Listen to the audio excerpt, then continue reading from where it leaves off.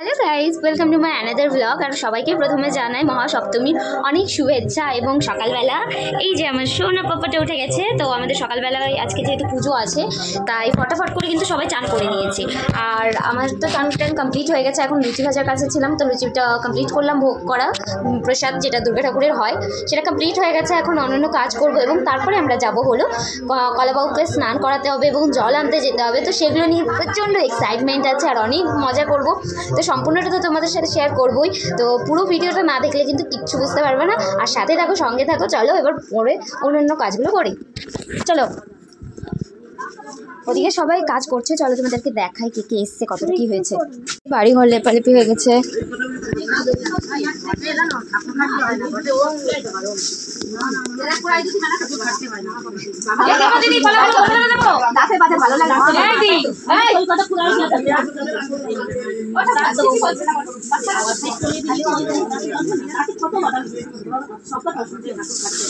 না না না, ওটাই ভালো। চুপ থাক বাবার,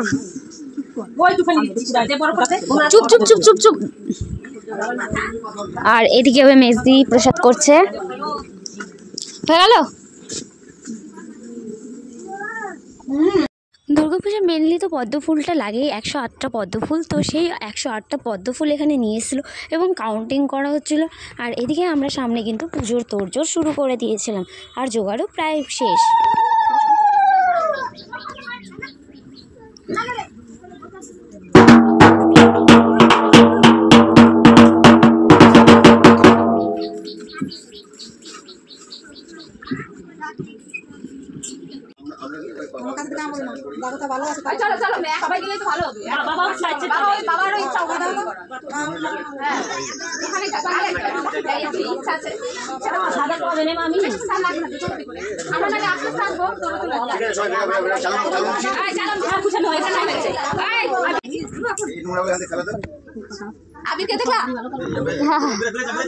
চলো চলো বেরো,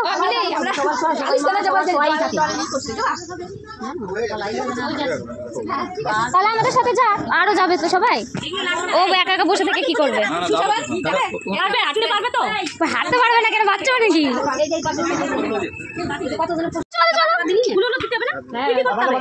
কি কি করতে হবে দাদা? বেরো বেরো বেরো, চলো সবাই।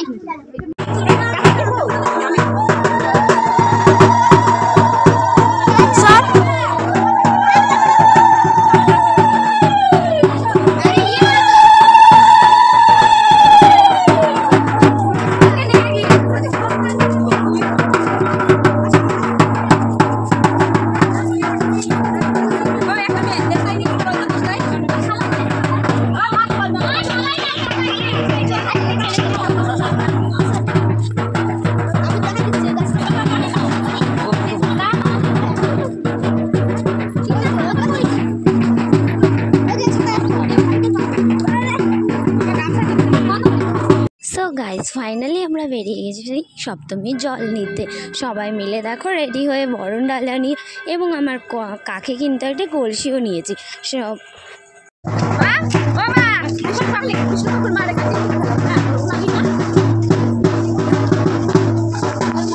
এখন আমরা সবাই যাচ্ছি জল আনতে আজকে সপ্তমী পুজোর জন্য।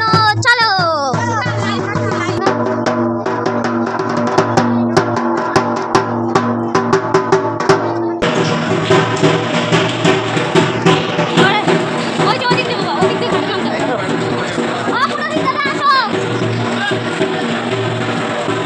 আমরা কাজলের কালীস্থানে গেছিলাম জল নিতে, আর যেখানে জল নিতে গেছি সেখানে যেয়ে দেখি মাছ টানাটানি হয়েছে, যার জন্য সেখান থেকে জল নিতে পারিনি। আর প্রথমে আমাদের এই কালী মন্দিরে গেল, এবং কালী মন্দিরে যে পুজো করার পরে কিন্তু আমরা অন্য সাইডে গেছিলাম জল নিতে।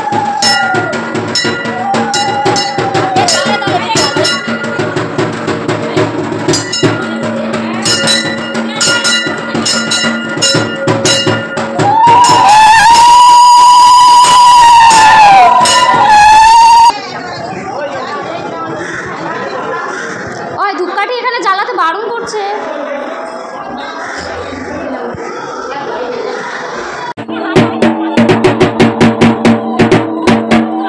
দাঁড়াও, এখানে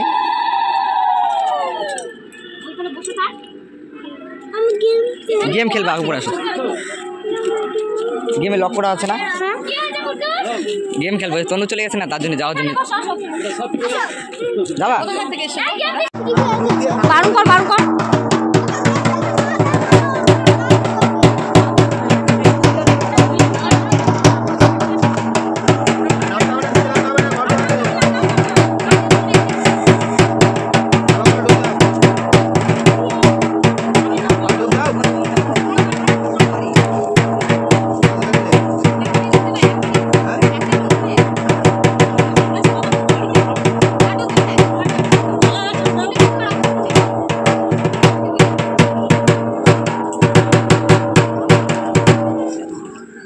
বেশি রূপ দিতে হবে না, পুরোটা জল ভালো দাদা। বাবাকে উঠতে দাও আগে।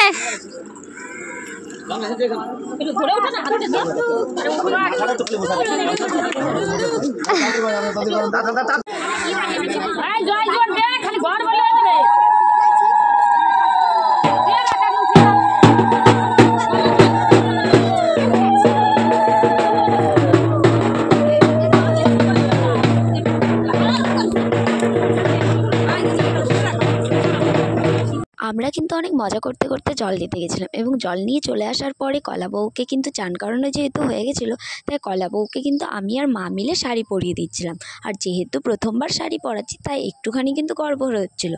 তো যাই হোক, আমি আর মা মিলে কিন্তু পুরো কলা বউটাকে শাড়িটা খুব সুন্দরভাবে পরিয়েই দিলাম। আর তারপরে কিন্তু ঠাকুরমশাই সেই কলা বউটাকে নিয়ে যেয়ে গণেশের পাশে দাঁড় করিয়ে দেবে এবং আর যা রীতিনীতি আছে সেগুলো শুরু করবে। এদিকে যেই বলা সেই কাম, পুরোহিত দাদা কিন্তু নিয়ে চলে গেল একেবারে ঠাকুরের ওখানে বসেতে। আর এদিকে দেখো সবাই কিন্তু বসে আছে। আমাদের সপ্তমী দিন কিন্তু সপ্তমীতেও কিন্তু অনেক জমজমাট ছিল। আমাদের বাড়িতে বলতে গেলে প্রতিদিনই জমজমাট ছিল।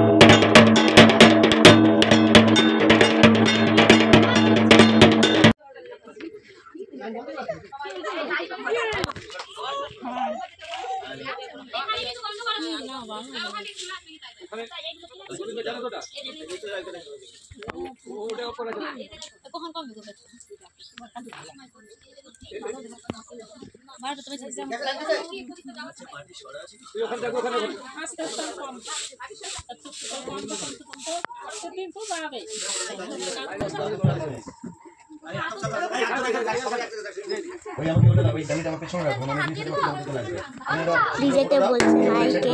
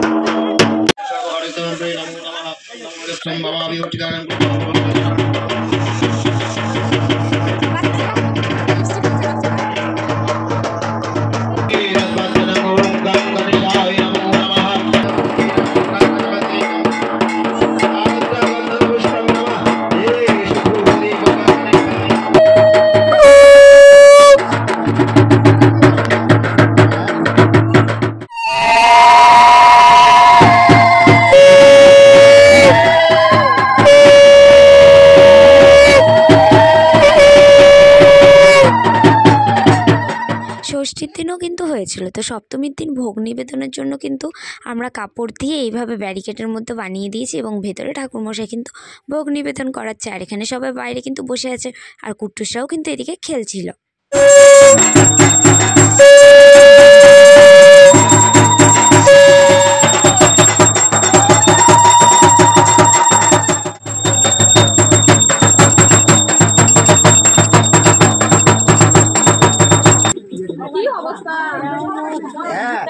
বেশি বেশি কথা কইলে জোর জবরদস্তি বিয়া দিই তুই আগে বস আগে বস আরো আগে আমার নামে কই আরো আগে বসতে বারণ করলো তো দাঁড়িয়ে বললো ওরে থাক দাঁড়ানো আর বসা একই ব্যাপার আটু আগে মন্ডলে শুনতে পাচ্ছি সবাই বলে না এই কি ব্যাপার আছে বুয়া তো শুনতেছি বসতে বসতে যাচ্ছে কে বুঝতে পারবে বলো আমার মা ডাল ডাল জানো লাইভ হচ্ছে না না তারপরে কিন্তু আমরা অঞ্জলি দিলাম এবং অঞ্জলি দেওয়া যখন কমপ্লিট হয়ে গেল তারপরে একটুক্ষণ সময় ওয়েট করার পরে কিন্তু আমরা প্রসাদ দেওয়া শুরু করে দিই। আর প্রসাদ দেওয়ার এত চাপ কি আর বলবো, এদিকে দেখো আমি একা করে পারছি না।